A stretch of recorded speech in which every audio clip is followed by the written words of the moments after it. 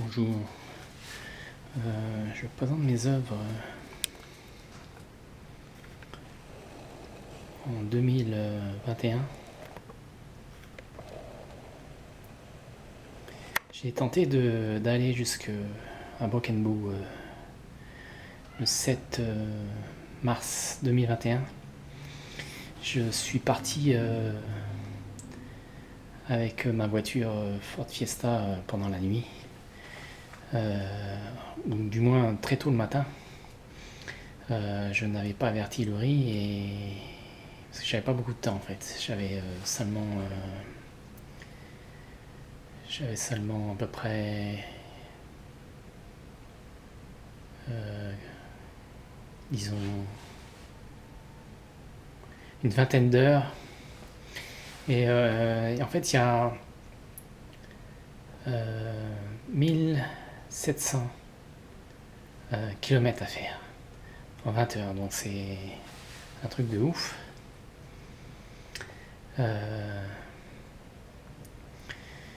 Donc j'ai conduit. Je suis parti de la maison et j'ai été à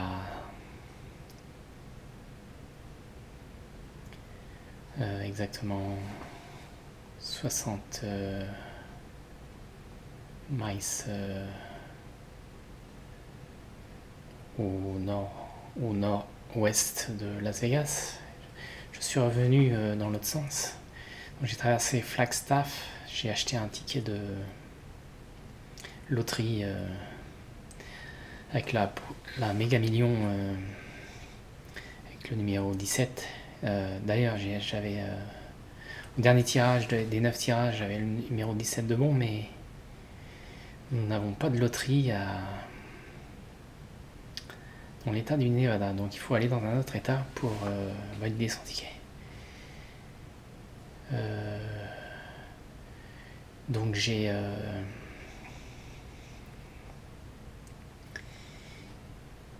continué à Flagstaff, continué au nord, je suis passé au Kansas.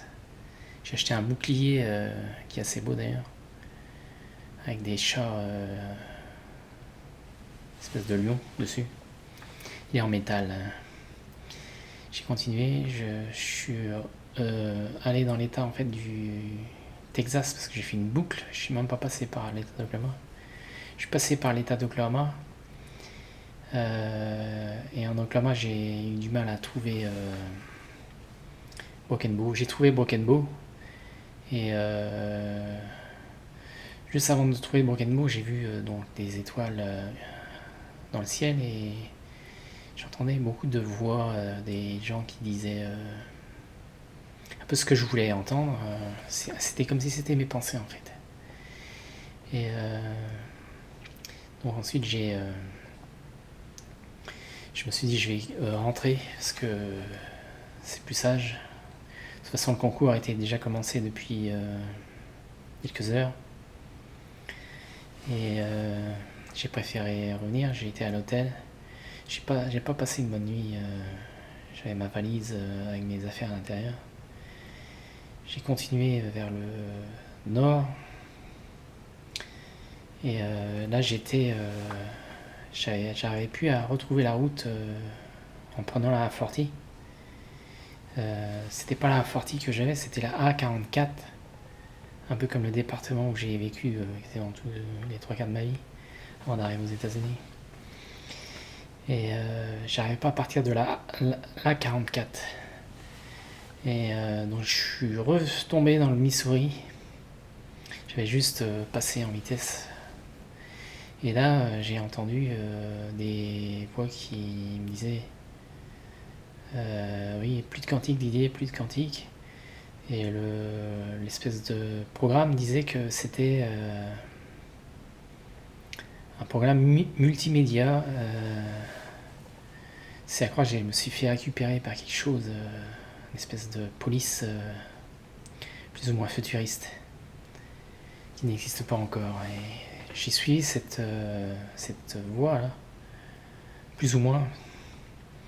Et je suis c'était comme si c'était un flic en fait.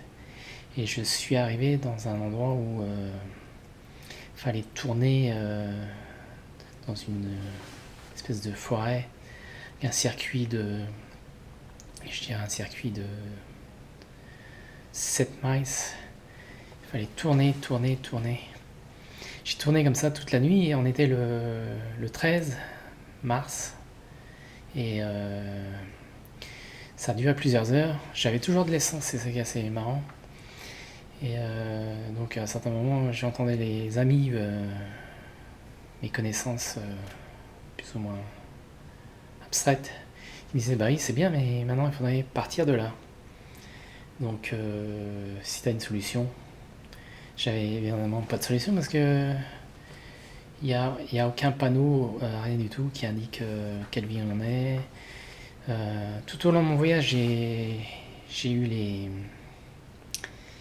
gens qui voulaient pas me donner de carte de la région, ou tout simplement ils en avaient pas. C'était soit l'un soit l'autre. Et donc j'ai essayé la technique de la spider. J'ai dit, c'était la nuit, hein, j'étais complètement, pas désespéré, mais complètement vissé. J'avais plus d'autre choix. Donc pour partir de là, donc j'ai appelé la spider. Parce que la spider existe souvent pour sauver les gens d'un programme web, et ça existe aussi pour détruire des choses. Donc j'ai appelé Spider, Spider, Spider, Spider, Spider. Donc je suis tombé sur une route un peu comme celle-ci là. Spider, Spider, Spider, Spider. Et je suis donc entré dans un chemin en terre. Je sais pas comment j'ai réussi à passer là. Un peu comme cette voie là. Et donc il y avait une petite maison, un peu comme cette maison mais en plus petit. Et donc c'était à gauche. Je suis descendu de ma voiture, j'ai vu une espèce de 3 diodes qui étaient en l'air, et c'était pas quelqu'un qui projetait une lampe, hein. C'était c'était des diodes, des espèces de diodes plus ou moins quantiques qui étaient en l'air. 3 diodes qui me cherchaient à me faire aller dans un endroit bien précis. Donc j'ai suivi, j'ai montré mon portefeuille pour dire qu'est-ce que je fais, vous voulez de l'argent ou quelque chose. J'ai suivi donc à droite. Il y avait des tas de drones, des tas de... C'était la pleine nuit, hein. Et donc après, l'esprit là des diodes s'est éclipsé. C'était figé en l'air, hein. C'était comme des espèces de lucioles. Mais c'était 2 lucioles violettes et une bleue en dessous. Et bon, après j'ai été vers la gauche. Et là il y avait un énorme étang. Disons un étang qui était très vivant, avec beaucoup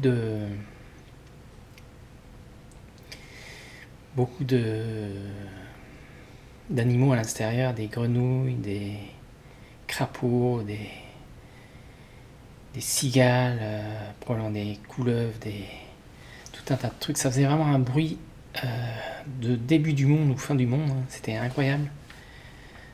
J'ai sorti ma lampe pour essayer de ma voiture, ma lampe toute épreuve qui peut casser les glaces et qui sert quand on est pris dans l'eau avec la voiture pour casser la glace. C'est une lampe à toute épreuve, et ça faisait simplement 2 mois et demi que j'avais mis une pile dedans, et ça marchait plus, comme par hasard. Donc j'ai balancé ma lampe dans la mare. J'ai fait un peu pipi sur le côté de la mare, et je me dis qu'est-ce que je fais maintenant. Je repars dans ma voiture et je repars dans l'autre sens. Donc ma curiosité, ne serait-ce que par les diodes que j'ai vues, m'a indiqué que j'étais dans un endroit très spécial. Donc j'ai cassé une branche d'un arbre et j'ai passé un chemin qui était assez sec. Je me suis dit je passe de l'autre côté du chemin, et là c'était de l'eau partout, hein. Et j'avais de l'eau jusqu'aux genoux. Donc j'ai quand même continué. J'ai passé j'ai passé, donc c'était une petite forêt. J'ai tourné à droite et là c'était un espèce de champ à moitié, je dirais, très ancien. Champ très très ancien parce que ça me semblait fait avec l'ancienne méthode. Les, euh, les épis de maïs étaient vraiment très beaux. Et il y avait environ 150 mètres de coupé de maïs et le reste était encore là. Et donc ensuite je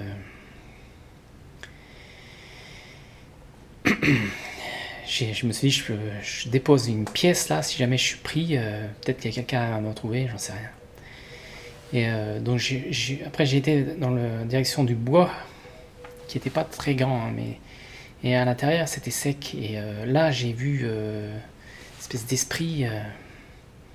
J'avais même un Saint-Père qui me parlait, il me disait tu peux pas partir comme ça. Et plus je tournais, plus il y avait de l'eau dans ce. Je faisais des ellipses pour essayer de partir ou de déclencher quelque chose pour, je sais pas, poser plutôt de questions à ce moment-là. Et il y a des gens qui disaient elle n'arrivera pas à les avoir, elle n'arrivera pas à les avoir. Mais je pense qu'il parlait pour lui-même. C'était une voix assez puissante que j'ai rencontrée à la fin de mon voyage d'ailleurs. Mais bon. Donc j'ai continué à tourner. C'est comme si j'étais pris là pour des années, hein, une vie complète. J'avais même l'impression que des gens étaient pris dans cette espèce de monde. Et donc j'ai cassé un arbre qui était à moitié mort. Et après j'ai trouvé une espèce de canne qui était coupée depuis il n'y a pas très longtemps. Et je pense que c'est un esprit qui me disait prends cette canne. Donc j'ai pris la canne, je suis retourné à l'intérieur du champ coupé. Et je voyais qu'il y avait une maison là, assez grande. Il n'y avait aucune lumière, c'était sombre. J'arrivais quand même à voir dans la nuit, c'est ça qui était assez étonnant. Normalement, c'est pas possible de voir dans la nuit. J'arrivais quand même à voir. Je pense que j'étais complètement en éveil parce que j'avais fait un voyage déjà de plus de 5000 miles, si c'est pas plus que ça. Hein. Je dirais même pas loin de 9000 miles à travers donc les États-Unis pour essayer de trouver un sens à mon voyage. Et donc j'ai tourné et à un certain moment j'ai vu des enfants ou voilà, des créatures extraterrestres, mais qui n'étaient pas là. C'était que d'un point de vue astral biologique. Donc c'est ça, j'avais mes mains par terre parce que pour voir qu'est-ce qu'ils faisaient. Et je retourne et je mets ma main dans un truc. Je regarde ma main et ma main avait été remplie de lumière. Il y avait une spirale tout autour de ma main. C'était même à l'intérieur de ma main. C'est comme un peu comme le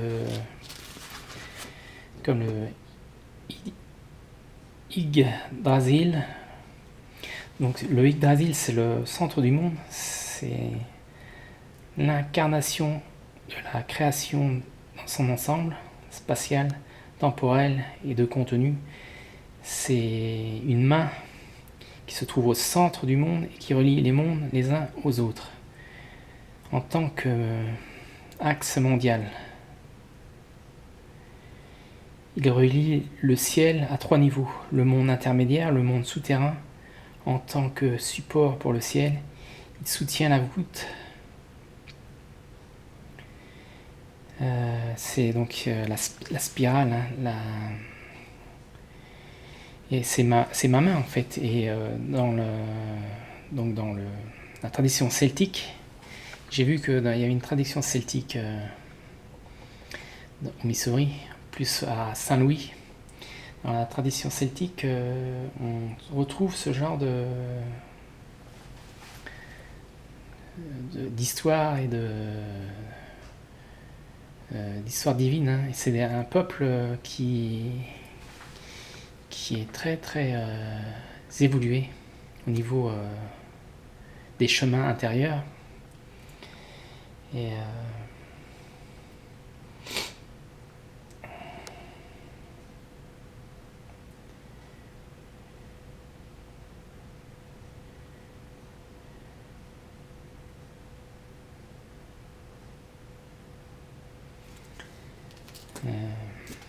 donc j'avais ma main qui était comme ça fluorescente pendant, je dirais, une bonne heure. Et donc je continuais, j'ai cassé une branche parce que il y a comme si quelqu'un me disait de faire ça. Mais c'est possible que je me sois relié à mon monde intérieur et que ça soit mon astral moins intérieur qui est normalement presque immortel, qui m'a dit casse cette branche et mets-le dans cette espèce de coffre. Effectivement, quand j'ai fait ça, j'étais beaucoup plus en paix. C'était une espèce de boîte faite avec des branches. Et donc j'ai tourné et je recommence à faire des spirales parce que c'était le seul moyen pour essayer de trouver une solution. Il y avait donc le Covid à ce moment-là qui était très fort et cet endroit-là, d'après moi, c'était l'idéal pour attraper le Covid. J'avais mon masque avec moi sur ma bouche et mon nez. Donc j'ai continué vers le nord-ouest pour essayer de partir de là et de chercher de l'aide et éventuellement sauver ce qu'il y a à sauver dans ce monde de Celtes où c'était une espèce de porte bio à moitié fait par ordinateur aussi au niveau mental. C'était assez étrange. Et donc ensuite j'ai continué à travers les champs et c'était de la boue, des talus, il y avait de l'eau, il y a des endroits où il y avait des trous d'eau. C'est un chemin de combat. Hein. J'ai continué. Et là j'ai vu une lumière, c'était donc une habitation. J'ai continué dans cette direction et tout d'un coup je me suis retrouvé à côté de ma voiture alors que ma voiture était au sud est. Donc c'est assez contradictoire. J'ai atterri dans la direction opposée en un flash. C'est ça ce qui s'appelle la téléportation. Donc je me suis retrouvé dans ma voiture. Donc là j'ai dit bon, j'ai de la chance d'être en vie. Je pars, mais par contre je reprends pas le chemin d'où je viens. Et mes amis astro me disaient c'est pas bon signe de prendre le chemin en terre. Hein. Je l'ai quand même pris. Et là j'ai tourné et j'ai essayé de repartir du chemin en terre parce que j'arrivais pas. Il y avait des arbres partout. C'était une forêt hyper dense. Et à un certain moment je me dis je vais balancer ma voiture dans le fossé, et continuer à pied. Hein. J'en pouvais plus. Il n'y avait pas moyen de partir de là. C'était un circuit éternel, quoi. Donc je suis sorti de ma voiture avec ma valise au cas où j'ai besoin de prouver quelque chose. Et j'avançais avec mon bâton que j'ai récupéré. Et j'avançais, et plus j'avançais, plus je m'enfonçais dans le sol, sans qu'il soit mou. Et ça, c'était dans un endroit où c'était obscur. J'avais pas moyen de partir. J'avançais et c'était mou, soft. Mais j'étais toujours sur du dur au niveau de mes pieds. Mais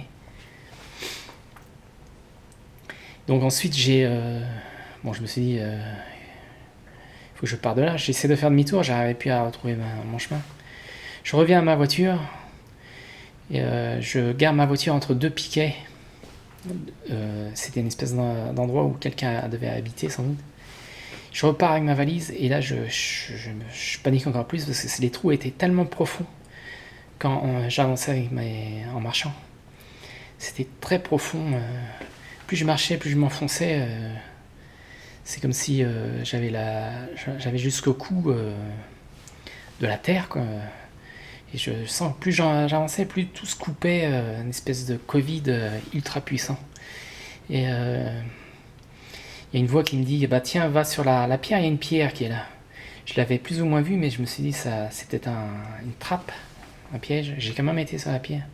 Et là, j'étais en sécurité, plus rien ne bougeait. C'est un peu quelque chose comme qui est hors du temps. Comme le hig, l'arbre de connaissance, l'arbre en frêne. Et donc là, par exemple, cette spirale, je l'ai fait en frêne. En fait, toute les fondations donc ça c'est le temps d'un rêve, cette œuvre, et elle est faite en frêne. C'est un bois très blanc, on l'appelle H donc en anglais, et c'est le centre du monde. Et c'est vrai que j'ai fait cette œuvre, et la dernière quasiment œuvre que j'avais faite qui a été reconnue et où j'ai eu des remerciements et on m'a même écrit une lettre.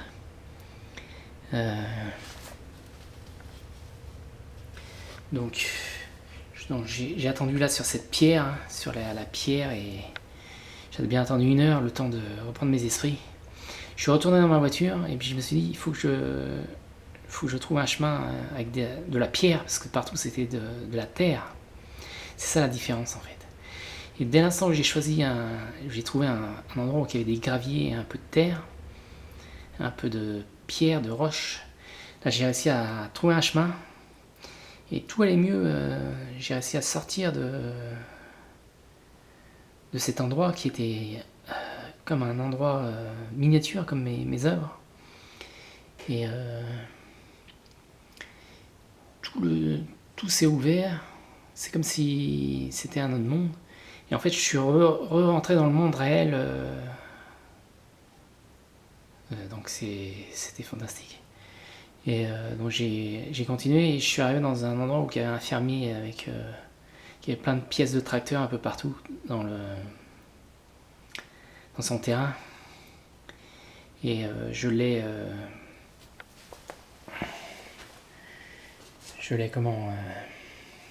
j'ai garé ma voiture là et j'ai attendu qu'il fasse jour. C'était le mieux que j'avais à faire, hein. Donc il a plu à torrent et il faisait très froid dans ma voiture. Je laissais ma clim, le chauffage en route. Et donc il y avait une ligne électrique qui passait là.